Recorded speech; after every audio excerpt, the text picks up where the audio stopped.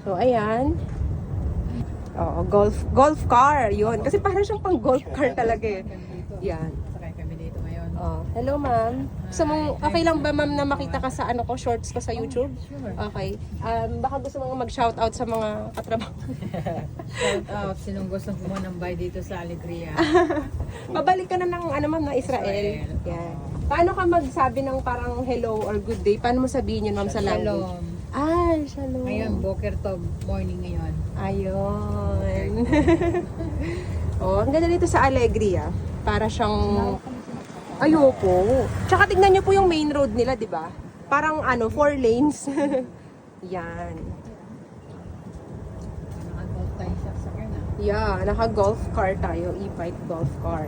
So, dito ma'am, ano na lang, very limited na lang yung 112 square meter lot natin. Kaunti na lang talaga. So, papakita po yun ni Kuya sa atin, Kuya Jules.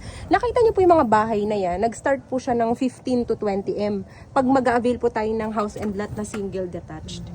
Tapos ito po yung mga existing house na dito. Ano naman siya? Modern yung design. Maganda. Opo, malaki dito at maganda ang ambience. Mahangin, kahit tanghaling tapat, 'di ba? Ganyan po yung ano nyo dito, community. Yan. So, yung maganda sa pwesto ng lot only, in fairness naman, malapit na rin siya sa entrance.